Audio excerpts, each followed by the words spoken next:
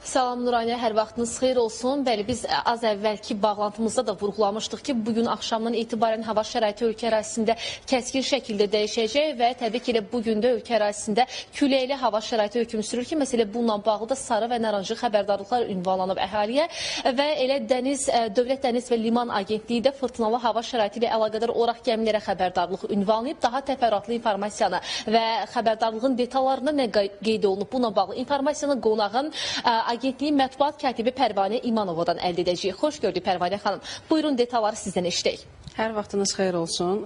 Sizin də qeyd etdiyiniz kimi bugün axşamdan başlayaraq paytaxt ərazisində küləkli hava şəraiti hökm sürəcək və Xəzər dəniz akvatoriyasında müşahidə olunacaq şimal-qərb və şimal küləyi fevralın 5-i səhər saatlarına kimi davam edəcək və küləyin sürətinin 18-23, arabir 25-30, açıq dənizdə isə 32-34 metr saniyədək yüksələcəyi gözlənilir. Dalğanın isə 3-4, sonraki inkişafda 5-7 metrə çatacağı proqnozlaşdırılır.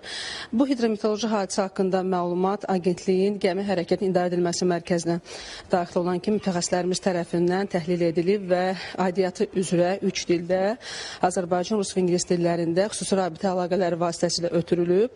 Hazırda da göründüyü kimi mütəxəssislərimiz iş başındadır. Onlar mövcud texniki vasitələrlə müşahidənin gücləndirilməsi və gəmilərin hərəkətinin təhlükəsinin təmin edilməsi istiqamətində fasiləsiz xidmət həyata keçirirlər.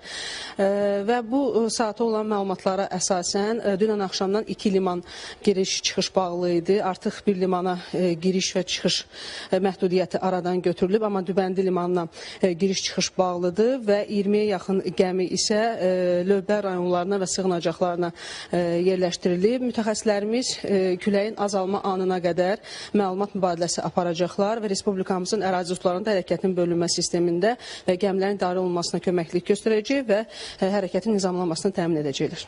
Təşəkkür edirəm ətraflı informasiyanı biz və tamaşaçılarımızla paylaşdığınız üçün. Beləliklə Dövlət Dəniz və Liman Agentliyinin gəmilərə xəbərdarlığı ilə bağlı detalları eşitmiş olduq qonağımız vasitəsilə və bugün axşamdan etibarən də hava şəraiti ölkə ərazisində kəskin şəkildə dəyişəcək və təbii ki, qurumların da xəbərdarlıqları olacaq və onları da tövsiyələri də diqqətdə saxlamaq zəruri hesab olunur. Çatdıra biləcəklərimiz bu qədər, söz yenidən sizdədir.